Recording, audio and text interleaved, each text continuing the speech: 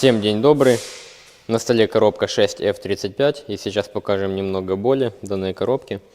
Вот видим у нас кусочки корпуса. Их отломало. Они у нас должны вот здесь быть. А они у нас находятся по стандарту вот здесь вот. Так сказать, внизу коробки, когда отваливаются. При данной неисправности перестает работать задняя передача. И также сильные пинки при переключении в драйв и также когда едете. Раскидали коробку. Сейчас быстренько пройдемся по состоянию, по количеству стружки. Итак, видим вот здесь у нас стружечка. Мелкая-мелкая. Также на поддоне вот здесь вот тоже имеется вот эта вся стружечка. Но по состоянию всех шестеренок, всех фрикционов, не сказать, что тут сильно что-то убитое. Здесь есть выработка. Вот в этих местах, вот там, где у нас ходят пакеты, фрикционы.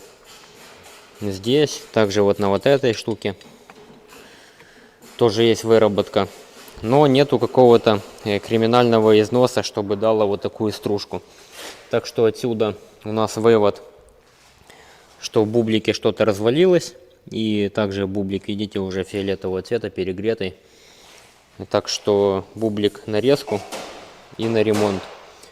Там меньше металла, чем поставил завод. И на самих клапанах тоже видим небольшое количество стружки. Это все будет сейчас проверяться. Так, плиты состояние. В самих плитах стружки не так уж и много. Она очень мелкая. В принципе, я не думаю, что по плитам что-то есть криминальное, но они тоже будут проверяться. Так, что хотелось сказать по вот этому вот корпусу. Почему все так произошло? Смотрим барабан. Здесь у нас лопнувшие прижимные пластины. В одном месте, в другом месте.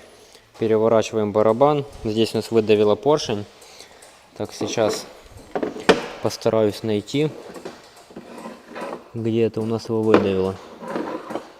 Вот. Выдавило и закусило поршень. То есть от потери давления, от некорректного его подачи идут сильные удары. И вот от этих ударов у нас и выдавило стопорное кольцо.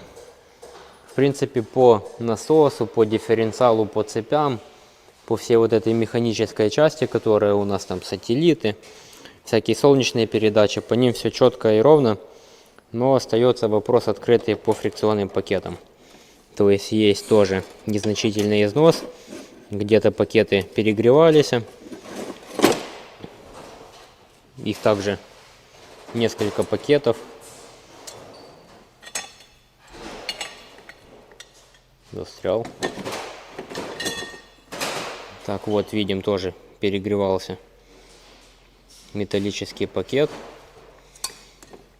Здесь эти точно такие же. Так что по ним пока что вопрос открытый, что с ними делать, да и вообще, в общем, будет просчитываться ремонт данной коробки, и оттуда уже будем принимать решение, стоит ли эту коробку вообще восстанавливать, либо менять на бэушную.